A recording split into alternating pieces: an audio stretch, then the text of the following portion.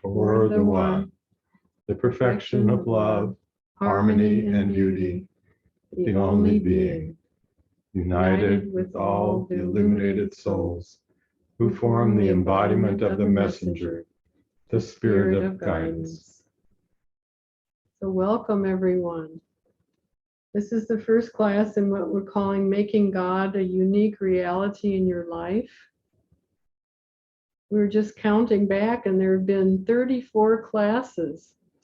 Some of you have been with us for all that time, and some of you have joined in on a series here or series there. But it's been a wonderful gathering, and it's a wonderful opportunity to speak about making God a unique reality. Because it's not just finding out God is a unique reality, it is making God a unique reality. So each one of us has something to do with that. And in gathering as we are, focusing our energies the way we are, we're really going to be speaking about what's already happening, not only in this class, but in your own lives. And how is it that we are making God a unique reality? So, first of all, I thought it'd be neat for each one of us to talk about, well, what does that mean? A unique reality in our lives. So Azarbash and I are going to say some things. Why don't you go ahead? Well, as many of you know, we're in the process of finishing a book that we hope will be ready for publication by June, and it's called Awakening as a Human Divine Being. So in this long series of classes that we presented, we had a series called Birthing Your Resurrection Body, Living in Your Resurrection Body, Awakening Your Resurrection Body. We had a series on the Gabrielite Work, a Relational Approach to Spirituality, and the most recent series was the Imaginal Faculty of the Soul. And we've talked about so many things. We've talked about the Barzakh, the interface, the meeting place between the manifest and the transcendent, the meeting place between the human and divine. We've talked about something we call relational unity, a way of connecting with what we're experiencing in which we're not separated, and yet we still maintain our sense of identity. And we've talked about something called Hima, which is the creative faculty of the heart. It's being able to birth something that can only come through the meeting of both sides of our being, the human divine, the manifest, and the transcendent. So in this series of 5 classes, we're going to give some guidance, some suggestions, some ways of looking at your life and your ways of experiencing things that can actually make this a reality as opposed to a nice conceptual theory. Right.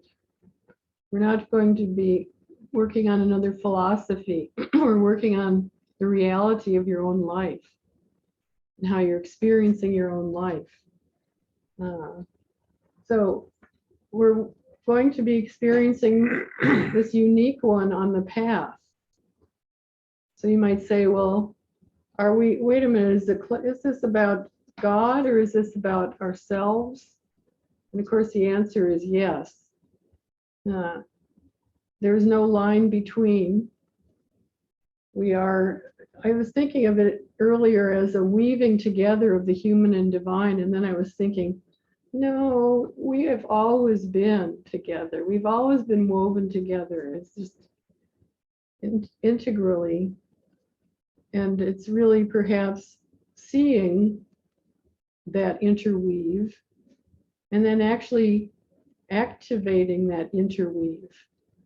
It sounds like something that's a little bit more difficult to do when everything is woven together as it is, to be acting in a certain way. So it takes a lot of receptivity and back and forth in this play that we call life. To experience, for example, an inspiration and then come forward with something that is inspired, and then someone else might be inspired by what we said, and then back and forth like it happens.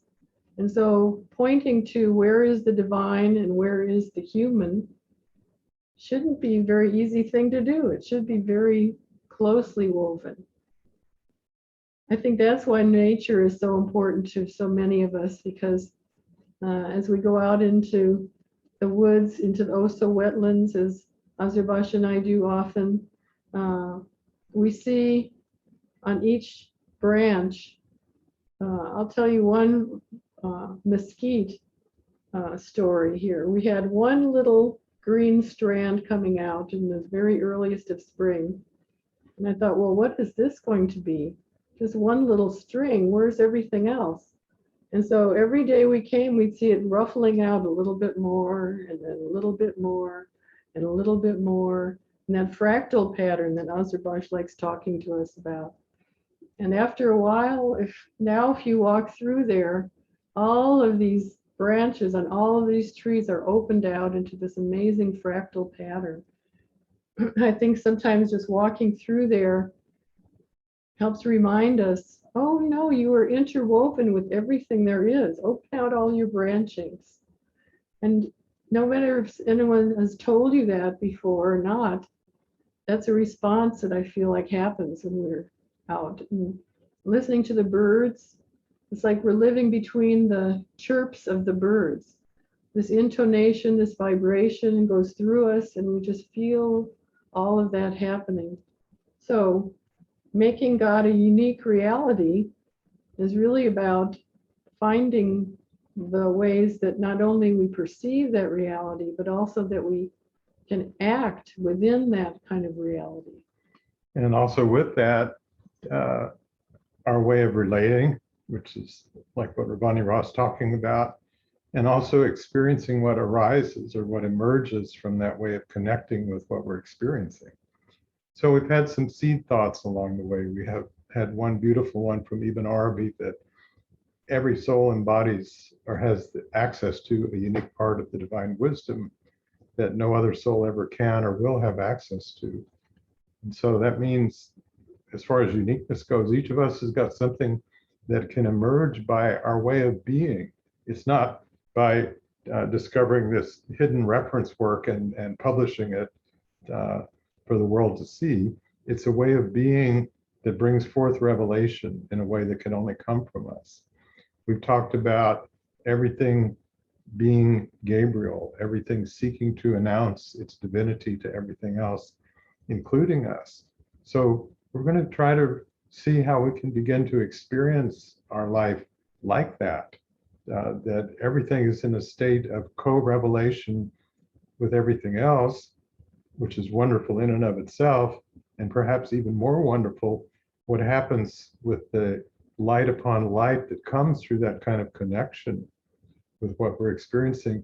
Then something emerges that had not been there before, that wasn't known, not just because no one had thought of it before, but it wasn't available to be known. It was created in that relationship of light. So now there's this ongoing evolution of light. And what does that mean? We are all beings of light.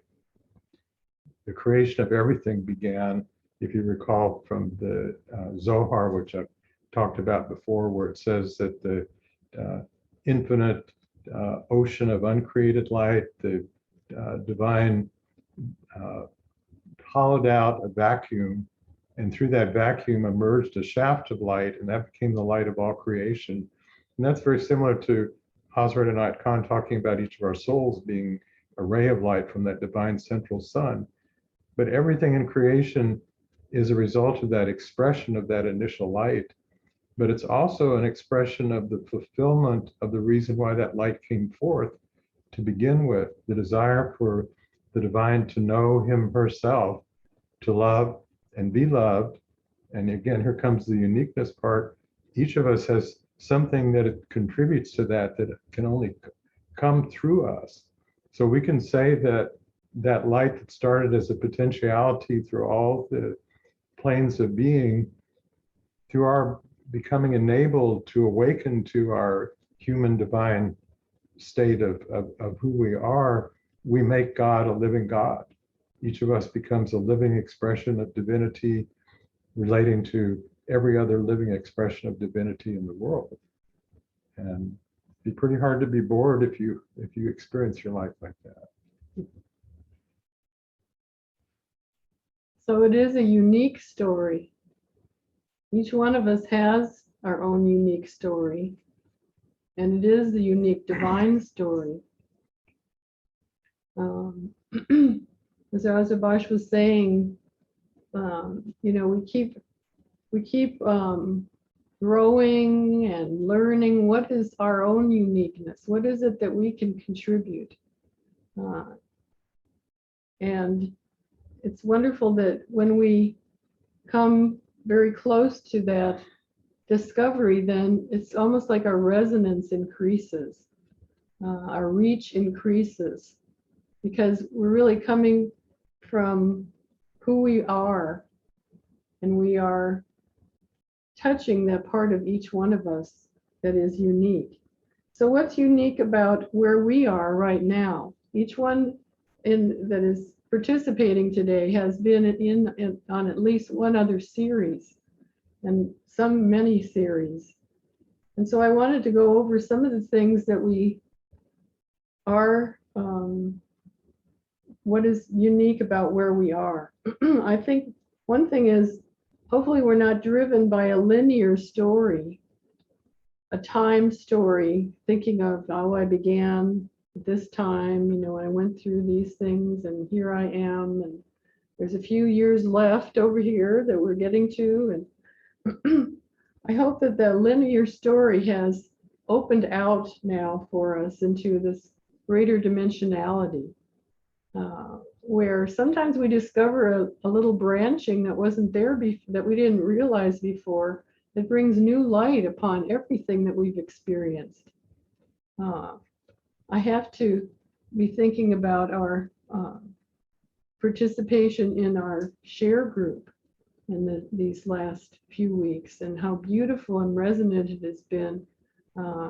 And sometimes just knowing this really sweet daughter of Zubin that came into our experience this week, it's almost like our lives are different now because we met her now. So as if we've always known her now. This is a wonderful dimensional kind of experience. Or like when we've realized the beauty of a certain wazifa, a certain divine name, and now everything seems to be affected by that. So hopefully we have had experiences like that together.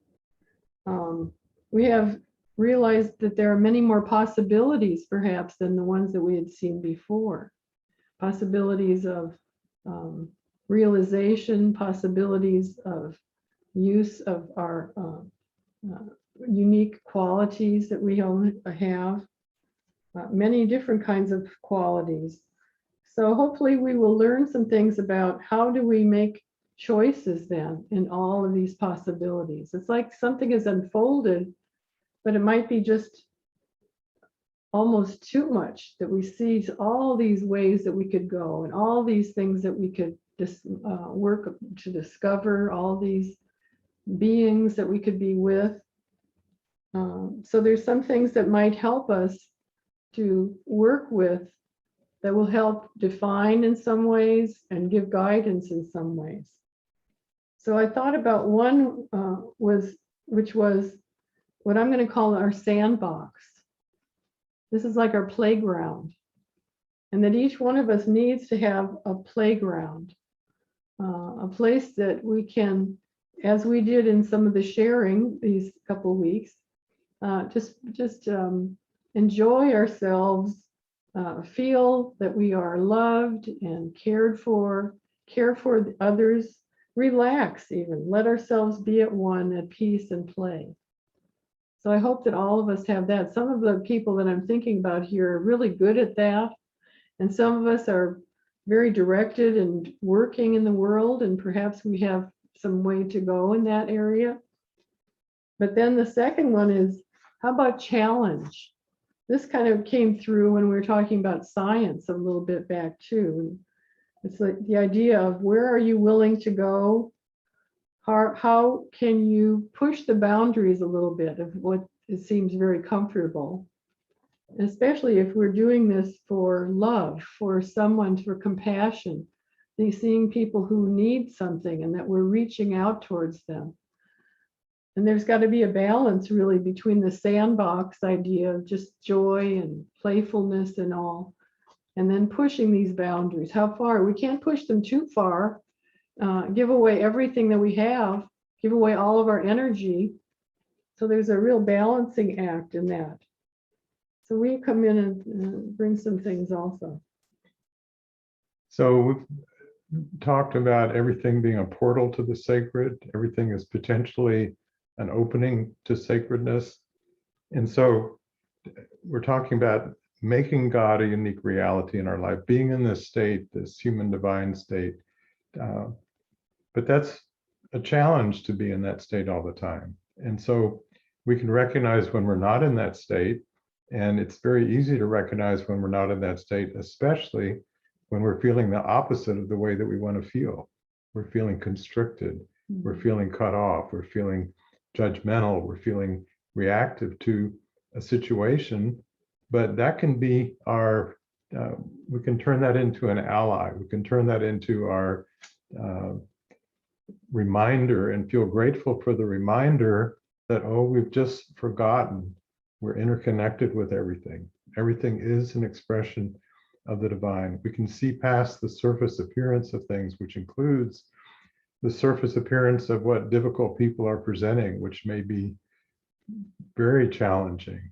They may be very angry and hostile and everything we don't like about certain people. But if we can realize this is a divine being too, but they've forgotten who they are and they can't see that. And we're not going to try to go up to them and say, hey, by the way, did you know you're really a divine being?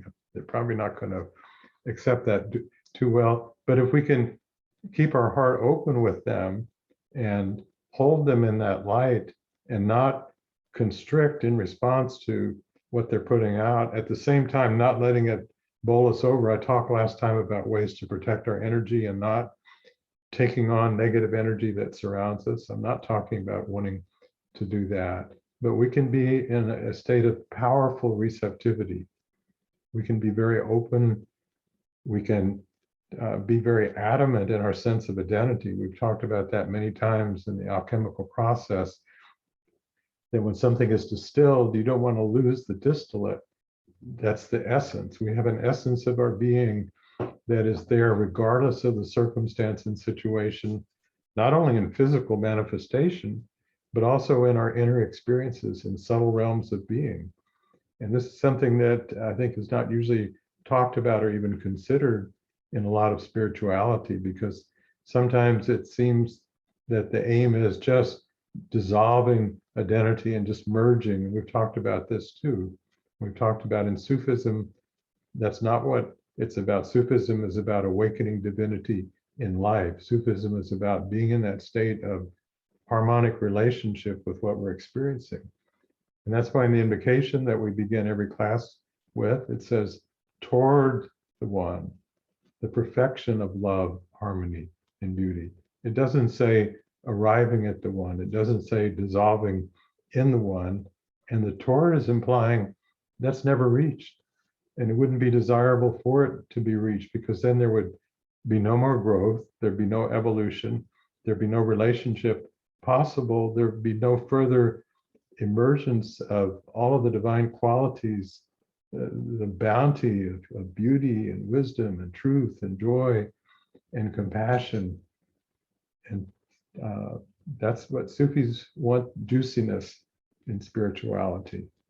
And so we're aiming at becoming very balanced, very strong beings, but not strong in ego sense, like I'm better than everything else, and but very strong in knowing who we really are and not losing that, and being able to hold that unique expression of divinity in our being throughout any kind of relationship that we may be having, whether it's with people, whether it's with something in the world, whether it's with an inner experience in our life, and being able to have the confidence of being able to release a particular vantage point, even if temporarily, so we can experience another vantage point, so we can experience another kind of relationship, and still we have that essential awareness of what our identity is, but it's not separated. So this takes a lot of work and practice to be able to engage in this way of relationship with what we're experiencing and not separate ourselves from what we're experiencing. Ravani Ra talked about our story, and that's a big part of the uniqueness. Each of us is on an ongoing basis composing the allegory of our soul. And that allegory becomes much more alive and living if it's always fresh and it's always open to what arises and what emerges, including surprises, including just shattering of a previous outlook on ourselves and our lives, so something broader can take place in that period in between Fana, the shattering, and Baka, the rebirth or the resurrection. And so there's so many things we've talked about before that we hope we can weave together in a practical way that makes all this a living reality in our life. We've given you many pieces of the puzzle, and we've talked about many tools along the way. And at a certain point, we can learn just to jump into it, and we can learn to recognize when we're in that fluid kind of state of beingness and creativity and emergence, and when we're not. And gradually it becomes easier and easier to get back to that state. And that's the ongoing process of awakening as what we call a human divine being. And I'm happy to tell you that we have high goals, but we also have a wonderful safety net. And that safety net is our own heart. That safety net is that we know that we love all of the parts of ourselves. And that is, to me, that is the greatest challenge of all, is to take this being, perceive this unique being on that being's path. Well, that's your own self. And watching her, watching him, and delighting in the discovery that this being is going through, and being compassionate with them when things aren't working out the way that they wanted them to, and opening your heart all the time to this being that we're seeing. So I've told you before about what I perceive as what I call the compassionate witness. I think maybe this is formed by my own father when I was growing up, how he felt towards me. And there was a sense of pride and awe. There was a sense of, oh, she'll learn. This is beautiful to see what she's going through. And it's a very important element in this process. And the confidence, too, of knowing that things are perfecting. I mean, that's one of my favorite expressions, the perfection of love, harmony, and beauty. It's like, well, how can we perfect? And who is doing this perfecting? It's really everything that we're doing is perfecting all the qualities that there are. It's like adding another touch to all those qualities. And it comes to us in the deepest of times, as well as the highest of times, the opportunity for this perfecting. And say, well, nothing can be perfect. You know, and this is really going back to what you were saying too. There's a process, and there'll be perfecting and perfecting and perfecting with no end to that perfecting. But it's us, it is our opportunity to step forward and just enter in with our whole being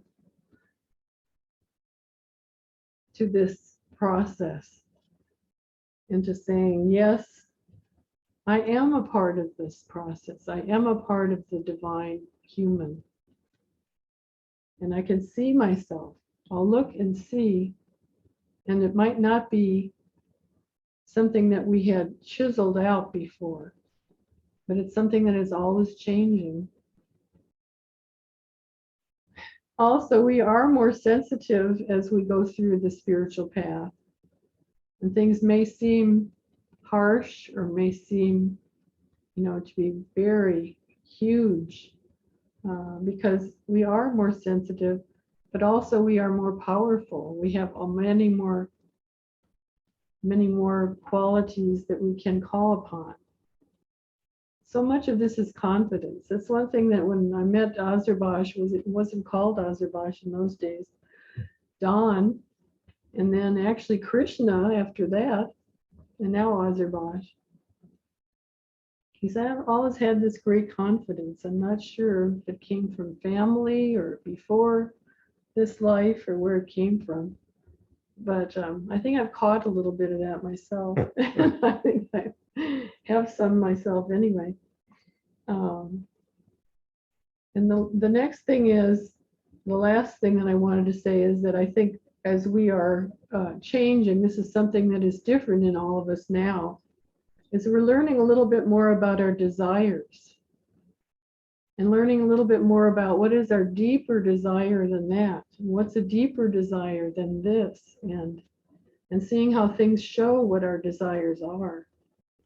That this is a very important part of our story, as we're talking about here, to think about what those desires are and begin to really become that compassionate witness and see, well, what are these things that are difficult for us? What are the things that I'm appreciating about this being's growth?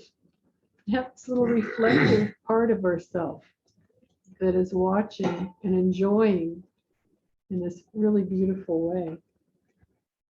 Go ahead. So, as we've talked about, speaking of desire, in the Bhagavad Gita, it talks about our dharma, our duty, our purpose, and better one's own dharma, however imperfectly done, than to do the dharma of another, however perfectly done. So that is, we could say the dharma is the pathway that leads towards the unfoldment of our unique divinity that can only come through us in life. And once someone asked Hazar Inayat Khan a question, does our soul travel through the planes? Because he talks about the soul awakens in the angelic realm, and then some souls go on, awaken in the jinn realm, and some go on and awaken all the way down into physical reality as human beings. And he gave a most wonderful answer. He said the soul does not travel, God travels. So go back to this image of this ray from the divine central sun. And from one point of view, here we are in this process of awakening and establishing this relationship with what I like to call the rest of ourself, the rest of that ray that usually starts at the far end of manifestation and perceiving the divine as something very distant and removed, then gradually bridging that gulf, coming closer and closer till we become capable of meeting in what we call the barzakh, and enable the fulfillment of the reason why creation took place in the first place. But from one perspective, we can think of, well, it's our soul's journey going through all this and awakening and so on. And from another perspective, it's God's journey, it's the divine's journey, but the divine is journeying through all these different pathways, and each of our soul is a pathway of God. Let that just sink in for a moment. Your very soul is a pathway of God. God travels as your soul in every experience that you have, including the times you're the most separated and caught up, to the times you have the most cosmic revelations and feel this deep sense of oneness with everything. It's God's journey. As you are that human divine being that enables the God of possibilities to become a living God, experiencing expressing in life. So you can say that God gave life to us, but we give life to God. And the Sufis are always talking about coincidentia oppositorum, two things that don't seem to go together, that seem to be polar opposites, but they're all part of the same thing. And even Arby talks about we are beings of bi-unity. We are the human, we are the divine, and we are the personal Lord in relationship with the manifest human aspect of our being. And again, he said these most paradoxical, wonderful things. He said that neither side of that relationship has any meaning without the other. In fact, he says each side of that created the other side, and neither side could exist without the other. So if we try to sort that through our linear, rational way of thinking, our head will just spin, because you can't, it doesn't compute. You can't fit it in like that. But you can dive into that state of being in which it is totally clear. It's the meaning reveals itself in that state of being without our habitual pattern and tendency to step back and analyze what we're experiencing, to have a built-in commentary. Oh, I am experiencing such and such. Oh, this is so and so. This is like such and such, as opposed to being in it. And some of you have had some beautiful sharings recently about the childlike state of being, where everything is just kind of magical and wonderful. And then we had a post, I think was, who did the most recent one? Taja Noor, I think, about that pairing of the wisdom of the adult, of the knowledge that's been gained through life, which the Sufis talk about, which is what's returned to the divine, with that fresh outlook of the child. There's a beautiful book, if you haven't read it, called Zen Mind, Beginner's Mind, where we're not in this jaded state of being. We're seeing everything as alive and anew and afresh, but we also are bringing to that experience that wisdom that's been gained through life. And once again, not in an analytical sense, not going, okay, now this is the correct technical term for so-and-so. We're still in this state of relational unity and beingness, but now we have the richness of what we bring to the meeting place, which is the sum total of the experiences of our life that come to that barzakh. And when we can experience ourselves as multidimensional beings, which we've talked about, then so much more can come through that interface. And now what can emerge through Hima, that creative faculty of the heart, is exponentially more than what could possibly come through otherwise. So once again, that however you look at it, it's so wonderful to be able to experience our uniqueness as human divine beings. And in doing that, we are fulfilling the divine purpose for our existence. And we're also fulfilling the purpose of our human existence to become the fullness of all that is possible through being in that state. So based on what Azurbash has presented, let's just provide some silence to allow this to sink in very deeply. And I'm just going to repeat a little bit of it right here, just to feel that tasting of our lives by the divine, the experiencing of our life, and the great joy that comes to the divine through experiencing your life, every moment of your life. So let's dwell in this wonderful feeling for a while. Every breath that you are breathing, feel that the divine is relishing that breath.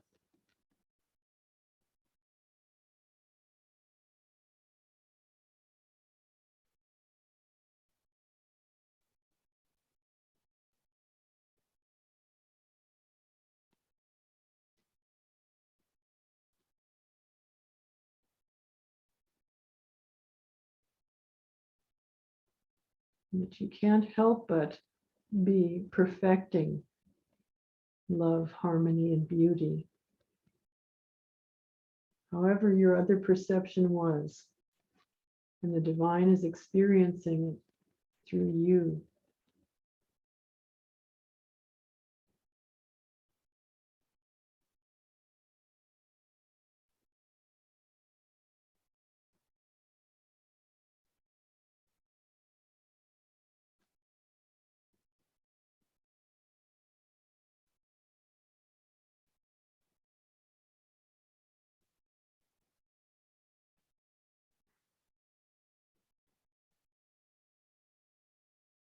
Feel the progression of this through, you might say, the future, but it's through the multiplication of this feeling of enjoyment and awe, realization.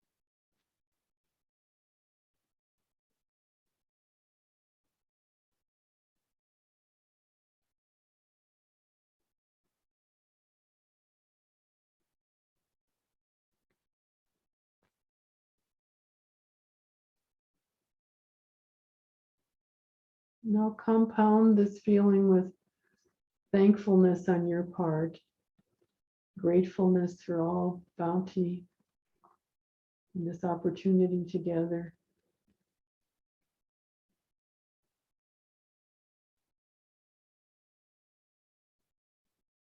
And let's enjoy opening our eyes and being with each other in another kind of way. And we'll continue. So, kind of in reflection to some of the things that you've been offering us here, I wanted to talk about how, as you said, you can change in a moment. You can feel that I don't have to have that perspective that I was in just a minute ago. No, there's this other perspective, especially if we're thinking about the divine perspective in things.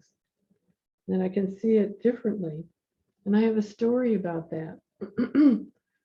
So I had a friend that had to have an experience in the hospital recently, procedure. And I took her to the hospital. It was early in the morning, it was still dark. And I noticed that there was a lot of construction on the way to the hospital. And I was a little apprehensive of, it's an area of town that I'm not usually going to.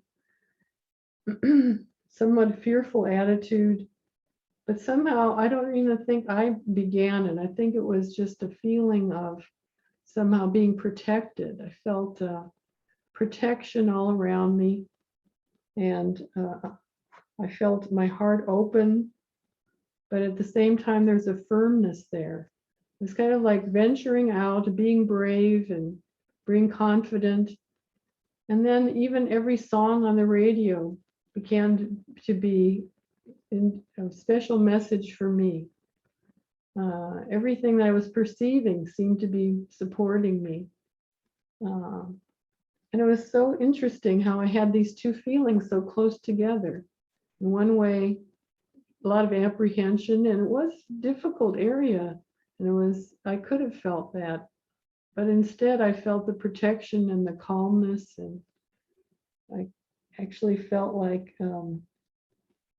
it was a wonderful experience, even though you could say, well, it's really not the greatest thing to be doing. But when I picked up my friend afterwards, and it was a very long day for her, she was in a shining mood because, well, she was out of the hospital. She's released from that. And It was like we felt like we were drinking from each other's inspiration all the way home.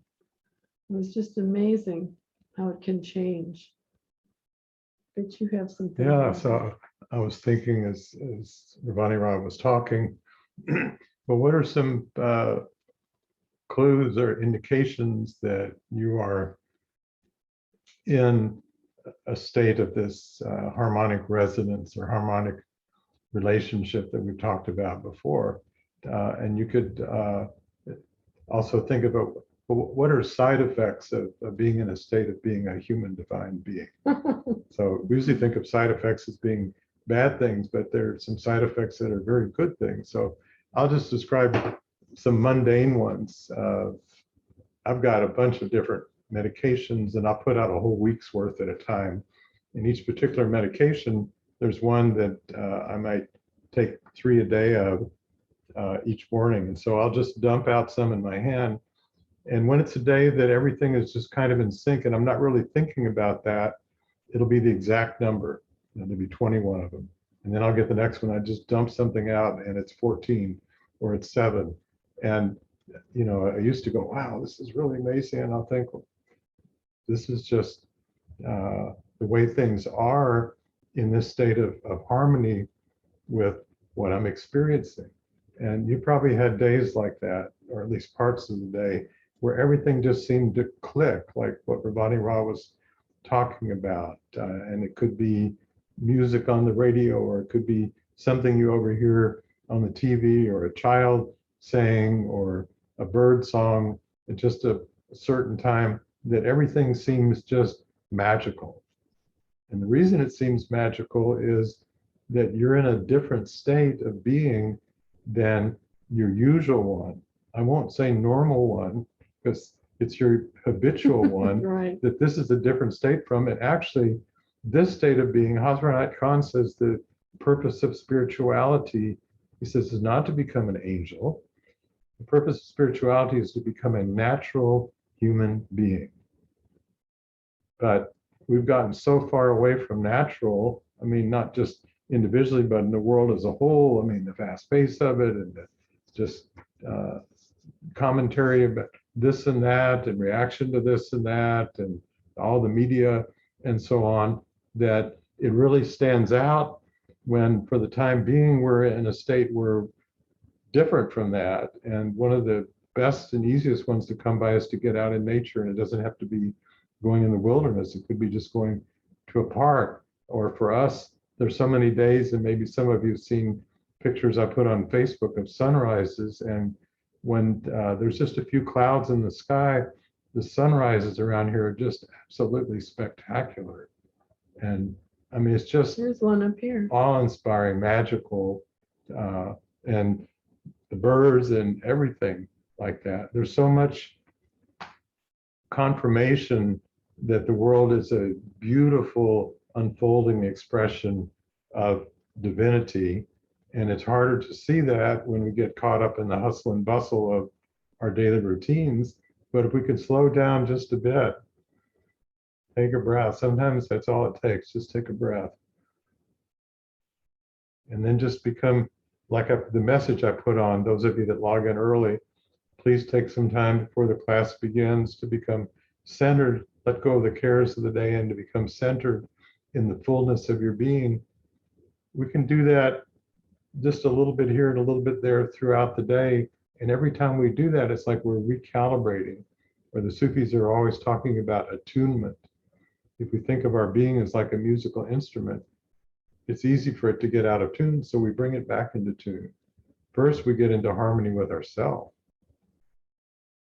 with our body, with our thoughts, with our emotions, and then we get into harmony with what we're experiencing, other people, circumstances, whatever it may be. It could be being stuck in a traffic jam at first, but then you just go, hey, take a breath here.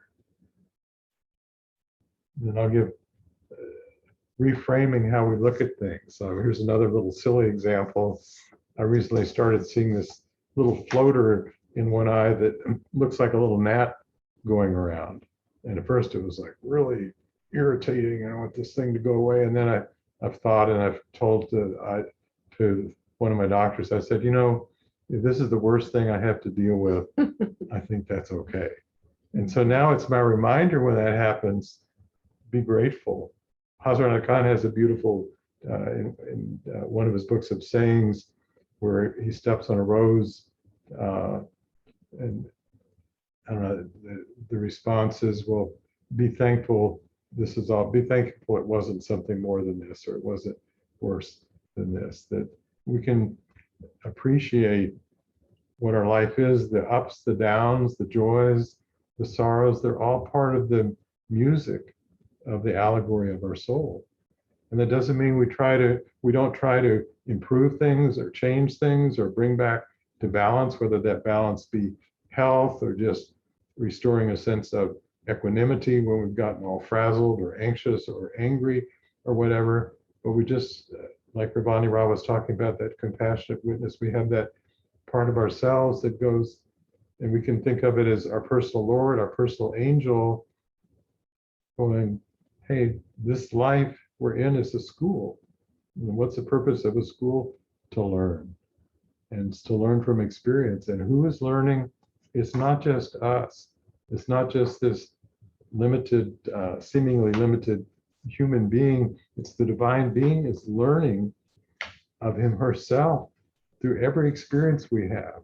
And the divine does not just learn through joyful, blissful, what we think of as spiritual, sacred experiences. The divine learns probably 10 times as much through the challenges and the difficulties of life. And there are many stories of yogis in India that lived in ashrams or up in the wilderness, and then they would try to come into the city, and they go, oh, and want to go back, but then they realize, well, if spirituality is going to become something that's going to change people and change the world, it has to be something that can be put into action in the midst of daily life, of what people deal with in their lives. And if it doesn't, it's just an escape. And so here we are, right in the nitty-gritty of things, with the never-ending opportunity to move towards a perfection of who we are and who the divine becomes through us. You kind of reminded me of a situation about a year ago. No, it's 2 years ago now, I guess, when I broke my ankle, actually in 2 different places. I'm sure people are remembering things in their lives perhaps right now. But I didn't like to take the pain pills very much, and I knew there were not such good things that happen when you took too many pain pills. So I let the pain be there. In fact, I started counting how many different pains that I had. Okay, I have this pain and there's that pain. And so you can be in a lot of pain, but you're just noticing all the different pains that there are, right? And you probably have had ways to adjust to pain before. That's not our favorite little project, but that's a possibility, is just to notice those things. And then, of course, notice that, well, now there's 7 pains rather than the 8 pains from before. And there's some progress there. That's not my favorite activity, but that is one of them. And it's, it's possible to do something like that.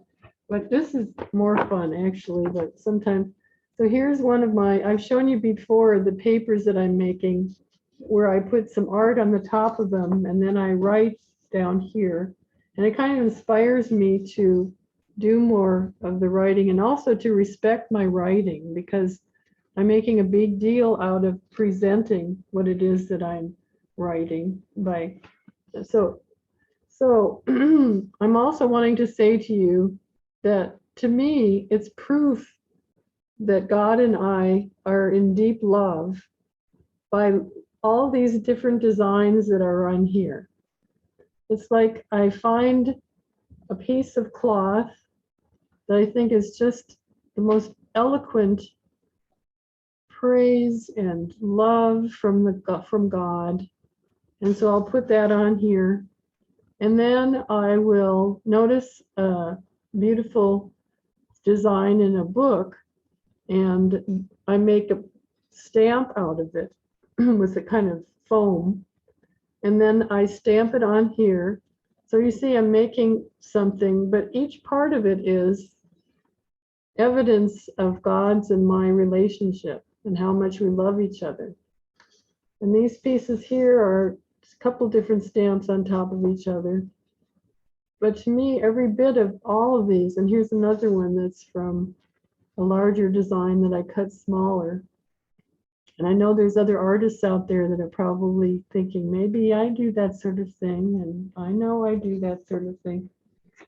So it's evidence to me of the divine. It's like confirming that in the opportunities and the things that we do. I have to say, Azerbaijan is a wonderful chef, and he kind of likes to have the whole kitchen to himself when he's doing this, because he makes all of these designs like mandalas all over the kitchen. As he cuts the carrots, they're all in a design over here. And he cuts something else, and I'll go in, and I'm the total opposite when I'm cooking. Mine is all thrown around in every little piles. But his is just like this divine unfolding piece of art as he's doing that. So in all these ways, all how unique we are, and what joy we can have just in looking and observing our sweethearts, perhaps, and what they're doing, and the pains that our ankles give us. And all these are such rich, rich experiences.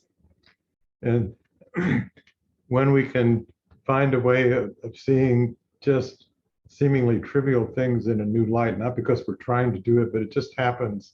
So I'll give another mundane, humorous example. Earlier today, Ravani Ra opened the refrigerator and a fly was in there and it flew out. And usually if there was a fly running around the house, she's the ninja fly swatter. And but anyway, when the fly came out, my first reaction was I was very happy for that fly, because I thought how miserable it must have been in that cold refrigerator and had been liberated. The last thing I wanted to do was to swat that fly. But again, that's not the usual way you think of when you see a fly. And I remember, this reminds me of a story with Pir Vilayat. One time at one of the retreats he was presenting, he told this story where the place where he was staying, there was a fly around there, and he thought he would see if he could train the fly. And he got to where the fly would just land on his finger and not be afraid of him and so on. And here's this amazing, evolved spiritual teacher talking about his relationship with this little housefly. And it was the most wonderful thing. It was like he had a way of his consciousness meeting the consciousness of this fly. And it's pretty fun to imagine what that fly must have been experiencing, tuning into the consciousness of Pir Vilayat. You know, he certainly didn't have the capacity of thinking, oh, wow, what an amazing spiritual being. However, flies look at the world with all those facets on their eyes. So I guarantee you, there's not a day in your life that will go by, if you're open to it, that you won't discover something that's magic like this, that is what I've called before in previous classes, a hotspot of the divine, a breakthrough of your usual habitual mode of perception, and an experience to something far beyond that, a much deeper way of experiencing reality. And it's always all around you in anything. And some things are easier to open up to it with, but try it. You can take it as a hypothesis, but I really am very confident that if you do, you'll be amazed by how many times things like this happen if you're open to it. But what usually happens is we have such strong filters on our perception that we talk about the importance of an adamant sense of identity, not the usual ego sense of identity, but we tend to have an adamant vantage point in the way that we look at ourselves and our life, and it can be very rigid and very difficult to change. And oftentimes it'll only allow in things that confirm our anticipated viewpoint about how our life is or how it's going to be. Mhm. So a simple way of that we can all relate to, if you've ever woken up and thought this is going to be a really crummy day, probably you're going to be right. Probably everything that can go wrong will go wrong. And at the end of the day, you'll go, I just knew it. Right. But if you woke up feeling like that and you went, well, this is what my programming has got in store for me if I don't do anything about it, if I don't become like what Hazrat Khan described as be the engineer instead of the machine, or Pir Vilayat said, participating in the divine programming, then you're not subject to that at an instant. We talked about the instant of time breaking through the arrow of time, the usual linear time. We always have that possibility. This was not just true of great beings hundreds and hundreds of years ago. And I think it's so easy for, I would say, most people on the spiritual journey to feel like what the realizations of these beings that are usually from way in the past that only could happen through them, and maybe very rare beings in the future, but certainly couldn't happen through us because look at me, I'm just, you know, but that's not true. That every single one of us has the capacity for something to emerge that's never been before, that's a revelation to all of existence, that will come through a natural expression of the deepest desire of our heart. What more do you want? It's not an artificial construct. You don't have to travel halfway around the world to experience it. You don't have to do a certain practice for 50 years to be able to have an experience that, although practices are very helpful for keeping us in tune and they're very important, but we all have that potentiality at any moment just to break free of our conditioning and to be able to experience life in a whole new way, and in a way that is an ongoing living expression of the divinity of life itself coming through us and coming through everything that we are experiencing. So take a moment now and just let that thought seep in for a bit. Let's just sit quietly for a few moments.